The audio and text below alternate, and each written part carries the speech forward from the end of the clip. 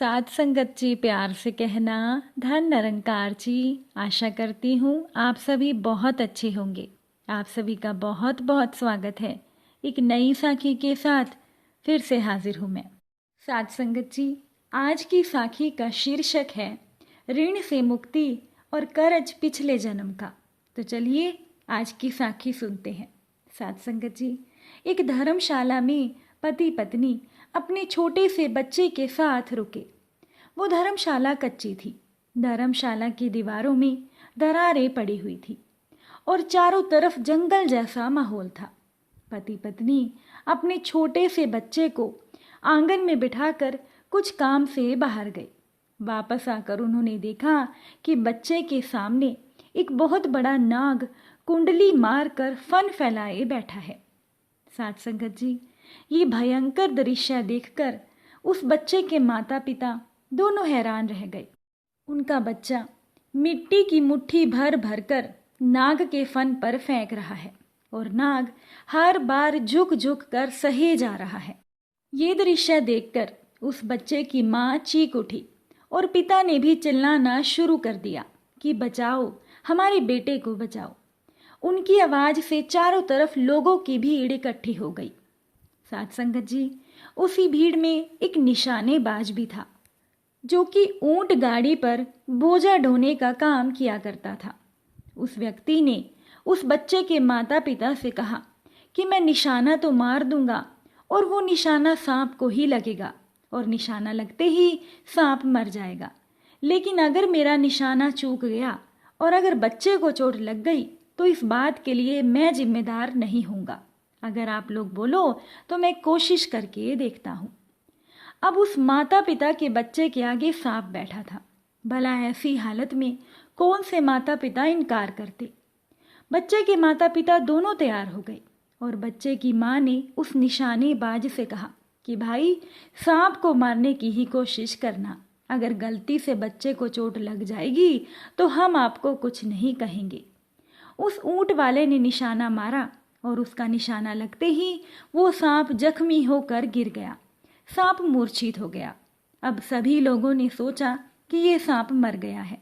उन्होंने उस सांप को उठाकर एक बाड़ में फेंक दिया। रात हो गई। साथ संगत जी, वो ऊंट वाला उसी धर्मशाला में अपनी ऊंट गाड़ी पर सो गया। अब रात में ठंडी हवा चलने लगी और रात को वो मूर्छित सांप सचेतन हो गया और आकर ऊंट वाले के पैर में डस कर चला गया। सुबह लोगों ने देखा कि ऊंट वाला मरा हुआ था।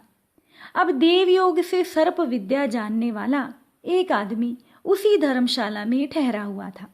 साथ संगत जी, उस व्यक्ति ने कहा कि सांप को यहाँ बुलवाकर जहर को वापस खिंचवाने की विद्या मैं जानता हूँ।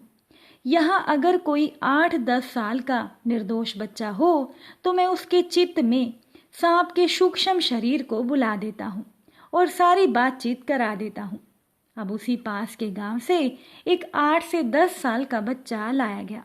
साथ संगत जी, उस सर्प विद्या जानने वाले व्यक्ति ने उस बच्चे के अंदर सांप के जीव को बुलाया और उससे पूछा कि तूने इस ऊंट वाले को क्यों काटा है।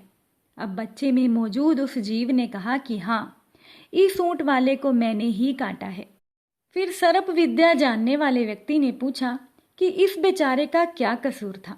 तब बच्चे के द्वारा बच्चे के अंदर से वो जीव बोलने लगा कि मैं भी निर्दोष था। मैंने इस ऊंट वाले का क्या बिगाड़ा था। इसने मुझे निशाना बनाया तो मैं इससे क्यों बदला ना लेता।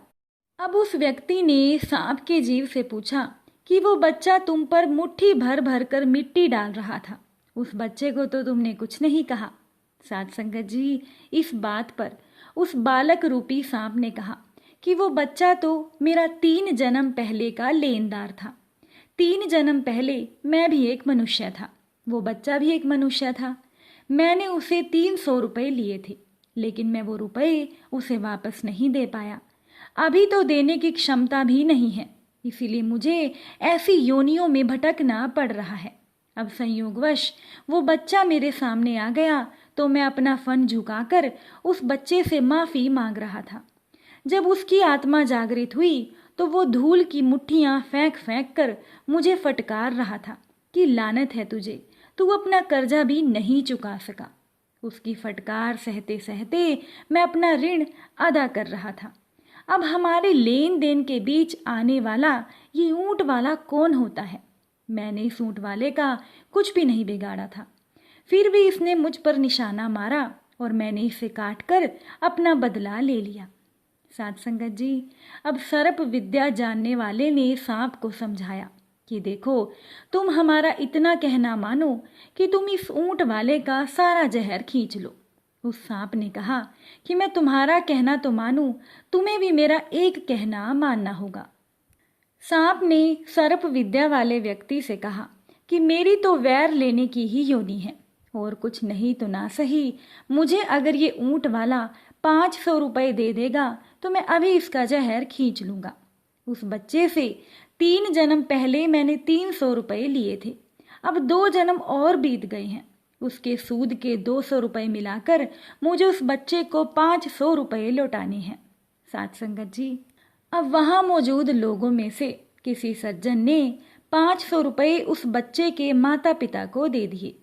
सांप का जीव वापस अपनी देह में चला गया और वहां से सरकता हुआ मरे हुए ऊंट वाले के पास गया और जहर वापस खींच लिया और ऊंट वाला जिंदा हो गया। साध संगत जी, जब तक आत्मज्ञान नहीं होता तब तक कर्मों का ऋणानुबंध चुकाना ही पड़ता है। इसीलिए निष्काम कर्म करके ईश्वर को संतुष्ट करना चाहिए और आत्मा परमात्मा का अनुभव करके इसी जन्म में मुक्ति को प्राप्त करना चाहिए। साध संगत जी, ये तो प्रकृति का नियम है कि कर्मों का हिसाब तो देना ही पड़ता है, चाहे सुख हो या दुख, हिसाब तो सबको देकर ही जाना पड़ता है। एक बार की बात है, एक सेठ जी बहुत ही दयालु थे, धर्म कर्म में बहुत विश्वास करते थे। उनके पास जो भी व्यक्ति उधार मांगने आता था वो उसे मना नहीं करते थे। सेठ जी मुनीम को बुलाते थे और जो उधार मांगने वाला व्यक्ति होता था तो उससे पूछते थे कि भाई, तुम उधार कब लौटाओगे, इस जन्म में या अगले जन्म में? अब जो लोग ईमानदार होते थे वो कहते थे, सेठ जी हम तो इसी जन्म में आपका कर्ज चुकता कर देंगे। और कुछ लोग जो ज़्यादा ही चालाक और बेईमान होते वो कहते, सेठ जी हम आपका कर्ज अगले जन्म में उतारेंगे।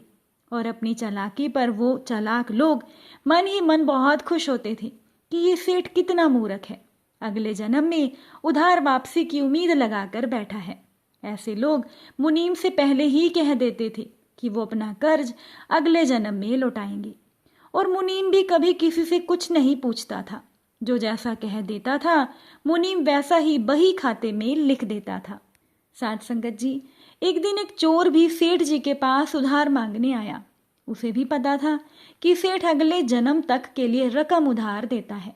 हालांकि उस चोर का मकसद उधार लेने से ज्यादा सेठ की तिजोरी को देखना था। चोर ने सेठ से कुछ रुपए मांगे। सेठ ने मुनीम को बुलाकर उधार देने को कहा। मुनीम ने चोर से पूछा, भाई इस जन्म में लौटाओगे या अगले जन्म में? चोर ने कहा, मुनीम जी मैं ये रकम अगले जन्म में लौटाऊंगा। मुनीम ने तिजोरी खोलकर पैसे दे दिए।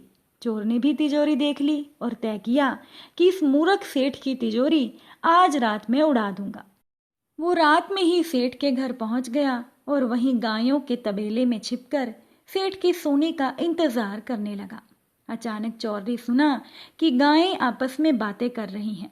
वो चोर जानवरों की भाषा ठीक से समझ पा रहा था। एक गाय ने दूसरी से पूछा कि तुम तो आज ही आई हो ना? उस दूसरी गाय ने जवाब दिया कि हाँ, आज ही सेठ के तबेले में आई हूँ। सेठ जी का पिछले जन्म का कर्ज उतारना है और तुम कब से यहाँ पर हो? पहले वाली गाय ने जवाब दिया कि मुझे तो 3 साल हो गए हैं। मैंने सेठ जी से कर्ज लिया था ये कहकर कि मैं अगले जन्म में लौटाऊंगी। सेठ से उधार लेने के बाद जब मेरी मृत्यु हुई तो मैं गाय बनकर सेठ जी के तबेले में आ गई। अब दूध देकर इनका कर्ज उतार रही हूँ। जब तक कर्ज की रकम पूरी नहीं हो जाती तब तक मुझे यहीं पर रहना होगा। चोर ने जब उन गायों की बातें सुनी तो उसके होश उड़ गए। वो वहां पर बंधी हुई गायों को देखने लगा। वो समझ गया कि उधार तो चुकाना ही पड़ता है, चाहे इस जन्म में या फिर अगले जन्म में कर्ज तो चुकाना ही होगा। वो चोर उल्टे पांव सेठ के घर की ओर भागा और जो कर्ज उसने लिया था उसे फटाफट मुनीम को लौटाकर बही खाते से अपना नाम कटवा लिया। साथ संगत जी, हम सभी इस दुनिया में इसीलिए आते हैं क्योंकि हमें किसी से लेना तो किसी को देना होता है। इस तरह से प्रत्येक को कुछ न कुछ लेने देने के हिसाब चुकाने पड़ते हैं। इस कर्ज का हिसाब चुकता करने के लिए इस दुनिया में कोई बेटा बनकर आता है, कोई बेटी, कोई माँ बनकर आता है तो कोई पिता, कोई रिश्तेदार बनकर आता है। चाहे दुख हो या सुख, हिसाब तो सबको देना ही पड़ता है क्योंकि यही प्रकृति का नियम है। साथ संगत जी, अगर साखी अच्छी लगी हो तो वीडियो को लाइक कीजिएगा और अपने विचार कमेंट में ज़रूर बताइएगा। फिर मुलाकात होगी नई साखी और नए विचारों के साथ। तब तक के लिए खुश रहिए, सेवा सिमरन सत्संग कीजिए, सद्गुरु माता जी के चरणों से जुड़े रहिए। प्यार से बोलिए धन निरंकार जी।